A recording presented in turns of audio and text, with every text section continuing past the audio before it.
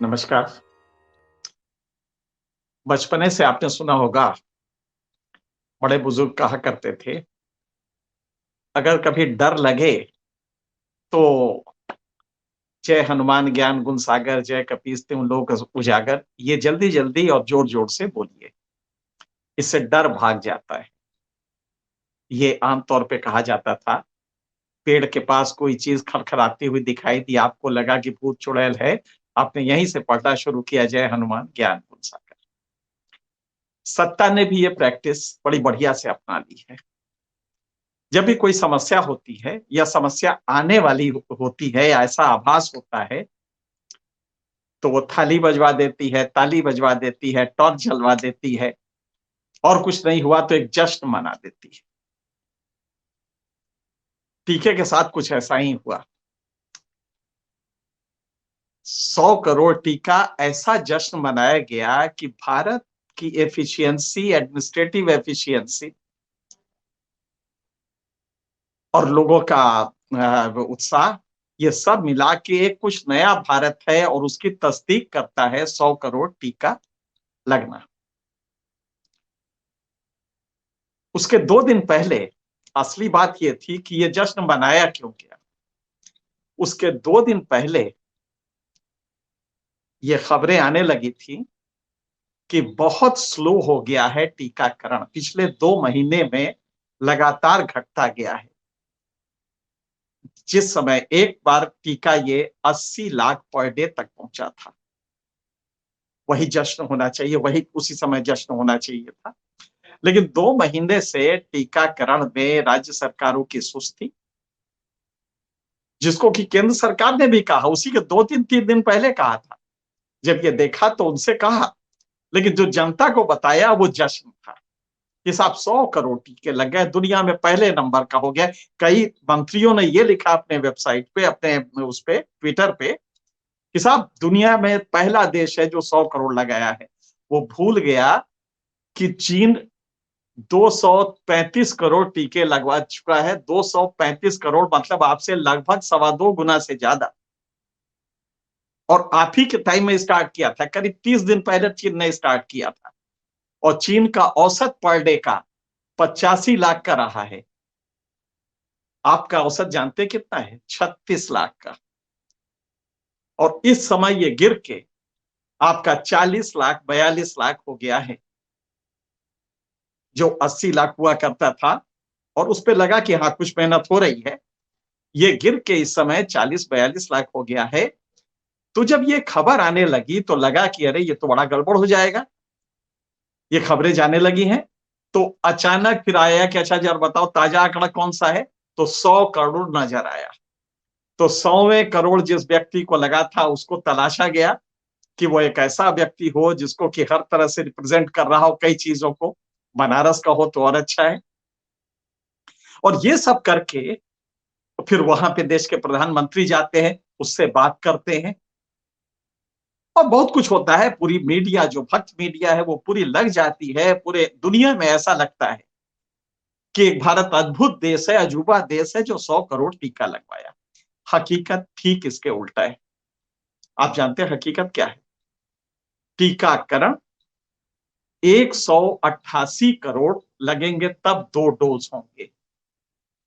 एक आज हम जब आपसे बात कर रहे हैं तो सुबह 8 बजे तक 102 करोड़ टीके लगे हैं। अगर इस रफ्तार से आप चलेंगे, जो वर्तमान रफ्तार है, 40 करोड़, 40 लाख, 42 लाख, तो आपको अप्रैल तक लगाना पड़ेगा। न क्यों? वजह क्या है? आपने दावा किया था 31 दिसंबर को।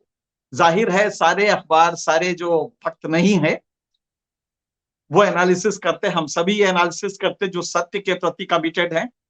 वो कहते हैं कि भाई 31 अक्टूबर तक असंभव है, क्योंकि आपका पर डे जो टीकाकरण है, वैक्सीनेशन प्रोसेस है, वो काफी स्लो हो गया है। लिहाजा 31 दिसंबर, तो इसको रोकने के लिए इतना बड़ा जश्न हो गया कि 100 करोड़ क्या लगा, लगा कि बस भारत बदल गया है, भारत की गजब की एफिशिएंसी वगैरह वगैरह। अगले दिन निर्माताओं से मीटिंग हुई, उनसे भी बाहर निकल के कहलवाया गया कि साहब ये सब मोदी जी की वजह से हुआ है, मोदी जी ना होते तो ना होता। मंत्रियों ने कहा, वो तो खैर मान लीजिए कि वो ताली बजाते रहते हैं, उसकी कोई बात नहीं है, लेकिन देश में एक माहौल बन गया कि हो गया है। अब आपको हकीकत बताएं, 102 आज सुबह 8 बजे हुआ है। अगर हम उसके दर से भी लें तो आप जानते कितने लगने हैं? आपके पास सिर्फ 65 दिन बचे हैं। 71 दिसंबर तक होने में सिर्फ 65 दिन बचे हैं। टीके आपको कितने लगने हैं? 86 करोड़। क्या रेट होगा इसका? 1,30,00,000। वर्तमान में लग कितना रहा है? 40 लाख या 42 लाख। यानी आपको 3 गुने से ज्यादा रफ्तार करनी होगी, तब जाके ये 31 दिसंबर तक पूरा होगा। और एक बात भी कहीं ये नहीं कहा गया है स्टेट गवर्नमेंट से या पब्लिक में, ये बात कि हमारे राज्य के कर्मचारियों को, केंद्र को टीकाकरण बढ़ाना पड़ेगा, इसकी रफ्तार बढ़ानी पड़ेगी, ये नहीं कहा गया। ये अभियान नहीं बना, मोदी जी के जन्मदिन पे बना, उसको अभियान बना दिया गया क्योंकि जन्मदिन का मामला था। हम ताली बजाते हैं, हम थाली बजाते हैं। कोरोना आया तो हमने थाली बजवा दिया, भाग कोरोना भाग, गो कोरोना गो, अंग्रेजी में इसको कहा गया। जब थाली ताली बजाई गई, गो कोरोना गो कहा गया, जैसे कि थाली बजी और कोरोना भागा। कम वक्त 4.5 लाख लोगों को लील गया सरकारी आंकड़े पे। वैसे तो कहा जाता है कि 14 करोड़ है या 24 लाख है। 4.5 लाख लोगों को लील गया। इनफॉर्मली जो आंकड़े आए हैं वो 14 लाख हैं, 24 लाख हैं, उसके दो दो कई फॉर्मूले हैं उसके। खैर हम उस पर नहीं जाते हैं। 4.5 लाख सरकारी आंकड़े तो है ना, उनको लील गया। अब होता ये कि स्लो टीकाकरण का जब मुद्दा उठता तो ये उठता कि आपने जनवरी 16 से जब शुरू किया तो आपने इसकी इंटेंसिटी देखी ही नहीं थी कि ये इंटेंसिटी कितनी होने जा रही है। लिहाजा फरवरी एंड में जब आप वर्ल्ड लीडर्स के साथ बात कर रहे थे तो आपने बताया कि भारत ने नई दिशा दी है। उस समय भी आपका यही कहना था कि हमारे यहाँ कोरोना है ही नहीं, क्योंकि आपको एक मैथमेटिकल कैलकुलेशन गलत मिल गया था और उसके भरोसे आपने कह दिया कि भारत में तो हर्ड इम्यूनिटी आ गई है, भारत में तो ये है ही नहीं है। और जुमला क्या था? पश्चिमी देश क्या क्या कहते थे भारत के लिए, कोरोना में भारत खत्म हो जाएगा। आज भारत कहां खड़ा है और वो देश जो कह रहे थे वो कहां खड़ा है। ये आपकी वो था, आपका आत्ममुग्धता थी। अब यही बात आती जब 100 करोड़ होता या ना होता। खबर जब ये आई कि साहब स्लो हो गया है और ये कई 2-3 अखबारों ने लिखा, तो हुआ कि इसको जल्दी से जश्न बना दो। मैं एक बार फिर आपको वो शेर सुनाता हूं जो बड़ा मौजू है और पहले भी सुना चुका हूं। मातम का नाम हाकिम ने जश्न रख दिया है, मातम का नाम हाकिम ने जश्न रख दिया है, रोती है अब लियाया ताली बजा बजा कर। तो हम थाली बजा बजा कर रोते हैं, कोरोना आता है तो गो कोरोना गो कह के रोते हैं। और जब 100 करोड़ लगते हैं तो हम ये नहीं देखते कि अभी इस समय हमें 88 करोड़ और लगाने हैं, 86 करोड़ और लगाने हैं, और जबकि 40 लाख पर डे लग रहे हैं।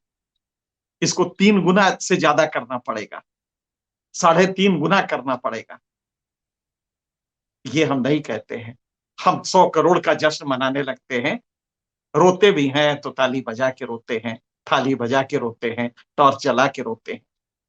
अब इसका दूसरा पहलू देखिए, इसी समय एक खबर और भी आई, बच्चों को लगने का परमिशन दे दिया गया है। आप जानते हैं जाइडस का डीएनएफ प्लेटफॉर्म पे नया टीका आ रहा है। अब जरा गौर कीजिएगा, अगर इसमें बच्चों को जोड़ देंगे तो जानते हैं बच्चे कितने हैं? 25 करोड़ बच्चे होंगे, उनको लगना है।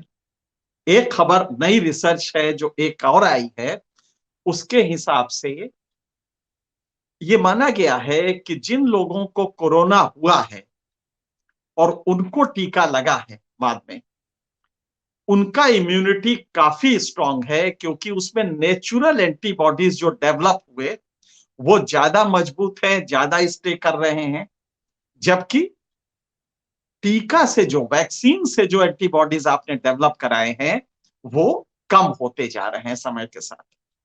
ये ताजा रिसर्च है। इसका मतलब क्या हुआ? जिन 4.5 करोड़ लोगों को कोरोना हुआ था उनमें इम्यूनिटी तो आ गई है, क्योंकि नेचुरल इम्यूनिटी भी डेवलप की। लेकिन बाकी जिन लोगों को लगा है उनमें खास करके बूढ़े और कोमॉर्बिडिटी के लोगों, सहव्याधि वाले लोगों को, वो 60 करोड़ है, आप ध्यान रखिएगा। एक बूस्टर डोज और भी लगना है। और आपको ध्यान होगा जब प्राइम मिनिस्टर से मिलके सातों निर्माता जो हैं बाहर निकले, तो जो सबसे बड़ा निर्माता है आदर पूनावाला, उसने प्रेस कॉन्फ्रेंस में कहा, कई इंटरव्यूज में कहा कि हम तीसरे टीके के लिए तैयार हैं। हालांकि उसी दिन आईसीएमआर ने कहा, उनके एक अधिकारी ने, कि नहीं नहीं साहब, पहले सबको लग जाएगा फिर आगे देखेंगे। बिल्कुल सही कहा है, पहले सबको लगना चाहिए। लेकिन अब बूढ़ों की वल्नरेबिलिटी देखिए। ये ताजा जो रिपोर्ट आई है इसके हिसाब से 60 करोड़ जो बूढ़े हैं, इनमें हम मान भी ले कि 3 करोड़ को कोरोना हो चुका है, तो 57 करोड़ जो बूढ़े हैं इनको बूस्टर डोज लगना है। गौर कीजिएगा, 25 करोड़ बच्चों को लगना है टीका। और ये कहा जा रहा है कि जो परमिशन मिला है वो डीएनए प्लेटफॉर्म का वैक्सीनेशन है। ये अच्छा माना जाता है। डीएनए प्लेटफॉर्म में आप वायरस का प्रोटीन सिर्फ लेते हैं, पूरा वायरस नहीं लेते, वायरस का प्रोटीन लेते हैं, और उससे आप मानव शरीर में जब डालते हैं तो उसको एक ट्रिगर करता है, एक मैसेज कि देखो ये फॉरेन प्रोटीन है, इसके खिलाफ अपना डेवलप करो एंटीबॉडीज, अपना इम्यून सिस्टम डेवलप करो। तो बी सेल उसको डेवलप करता है। ये इसके प्रोसेस होता है। ये ज्यादा सुरक्षित माना जाता है। ये प्राइवेट सेक्टर ने बनाया है, ये किसी सरकारी ने नहीं बनाया है। लेकिन 57 करोड़ ये बुजुर्ग हैं जिनको कि टीका लगना जरूरी है, क्योंकि जो नई रिसर्च आई उसके हिसाब से इनका इम्यून कॉम्प्रोमाइज हो रहा है। ये अलग बात है कि एक जो प्लेटफॉर्म, 4 प्लेटफॉर्म है जिसपे टीके दुनिया में बन रहे हैं। जो सबसे कॉमन प्लेटफॉर्म है, आपने देखा होगा मोदी जी ने बहुत सराहना की कि भारत के साइंटिस्टों ने बनाया। दरअसल आईसीएमआर के कोलैबोरेशन से भारत बायोटेक ने, जिसको बीबी शॉर्ट फॉर्म में कहते हैं, बीबी ने इजाद किया। लेकिन वो बड़ा प्रिमिटिव टेक्नोलॉजी है जिसके तहत आप इनएक्टिवेटेड वायरस शरीर में डालते हैं। डब्ल्यूएचओ परमिशन अभी तक नहीं दिया है, शायद कल फिर फैसला होना है। लेकिन अभी तक डब्ल्यूएचओ को वो डाटा पूरे नहीं मिले हैं। डब्ल्यूएचओ कॉशियस क्यों है? क्योंकि इनएक्टिवेटेड करने में, कंप्लीट इनएक्टिवेशन अगर नहीं हुआ तो वो खतरा कर सकता है। और पहले कई टीकों में जो इनएक्टिवेटेड प्लेटफॉर्म पे बने थे उसमें अमेरिका में ये खतरा हो चुका है, 1955 में हो चुका है। तो डब्ल्यूएचओ इसलिए सतर्क है कि इनएक्टिवेटेड प्लेटफॉर्म पे जो टीके बनते हैं, खास करके जो ये भारत के सरकार और दोनों ने मिलकर बनाया है कोवैक्सीन,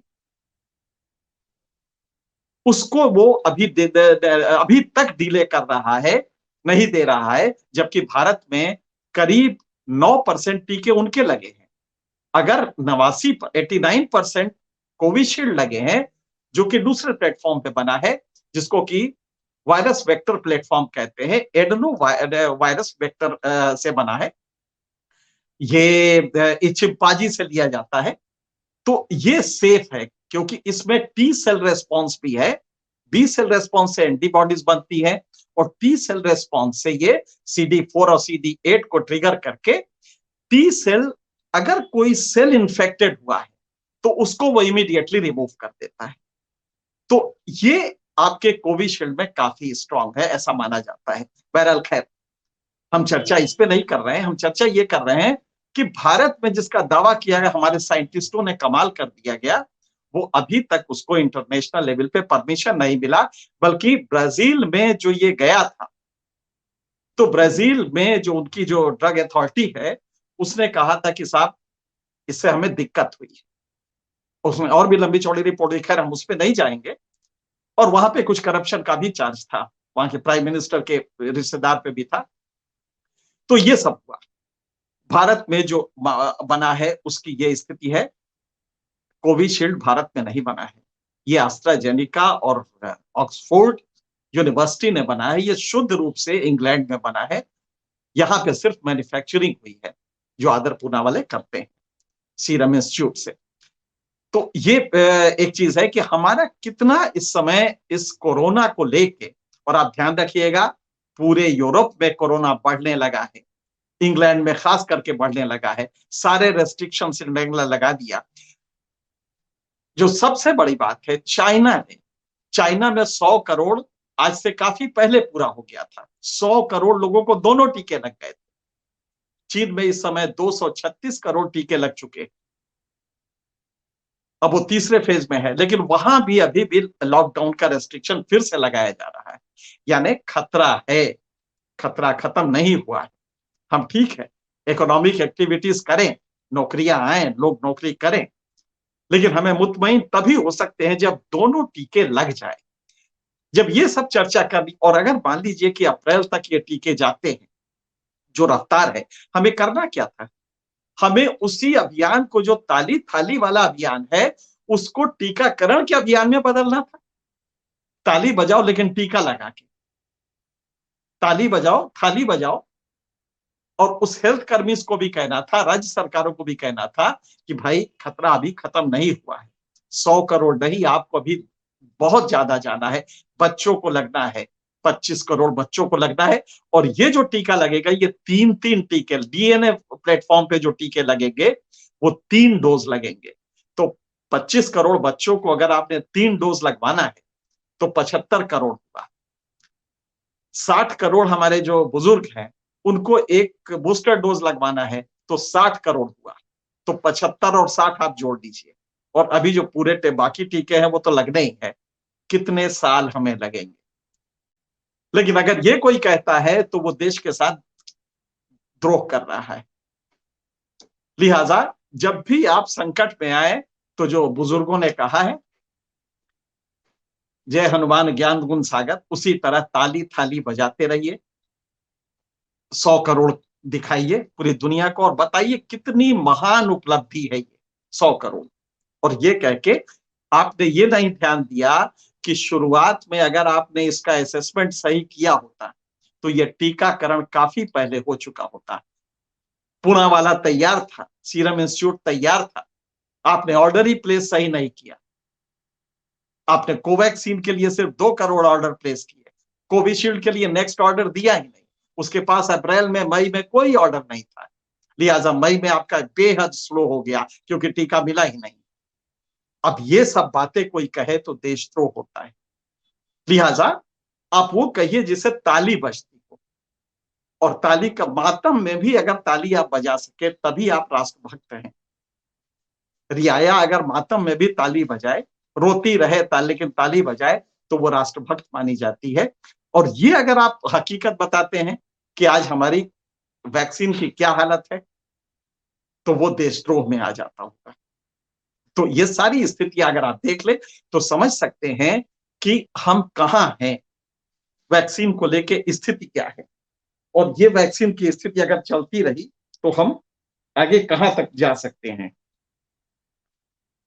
17 अक्टूबर को चीन का जो टोटल था वो 223 था, और चीन अब मुतमईन हो गया है कि हम टीकाकरण उसका काफी तेज रहा है।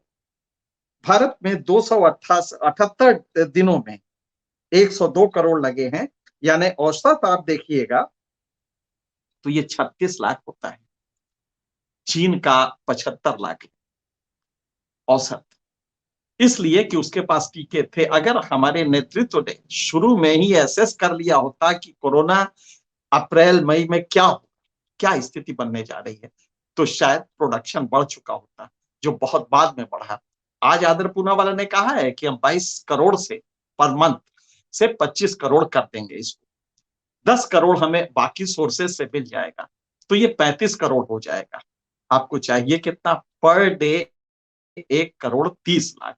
35 करोड़ का मतलब हुआ कि आप 1 करोड़ करीब 2 लाख ही कर पाएंगे। तो वहां पे भी 1,02,00,000 जो आपका प्रोडक्शन होगा, उससे आपकी अब रिक्वायरमेंट अगर 31 दिसंबर तक करना है, लेकिन कोई जरूरत नहीं है 31 दिसंबर को फिर ताली-थाली बज जाएगी। कोई जरूरत नहीं है इसको दोबारा करने की, लिहाजा ताली-थाली बजवा के 31 दिसंबर आगे बढ़ जाएगा। बीच में बच्चों को लगने लगेगा, एक दिन उसका भी जश्न हो जाएगा कि कोई बड़ा काम किया है भारत ने बच्चों को टीका लगवा के। 3 टीके लगने हैं, तो पहली टीके में कुछ जश्न हो जाएगा। हम उत्सव धर्मी हो गए हैं, लिहाजा हमें जब रोना भी पड़ता है तो हम खिलखिला के रोते हैं। ये एक नई विधा है जो कि भारतीय समाज को दी गई है। राज्य ने बड़ा खूबसूरत काम किया है कि आपको दर्द भी हो तो कराहें भी तो मुस्कुरा के। हम कराते हैं, पर चेहरे पे मुस्कुराहट रहती है, ताली बजती रहती है, थाली बजती रहती है। मुझे लगता है यही है नया भारत। आज के लिए इतना ही, फिर किसी और मुद्दे पे आपसे दोबारा फिर बात करेंगे। तब तक के लिए नमस्कार। सत्य हिंदी का ऐप डाउनलोड करें गूगल प्ले स्टोर पर।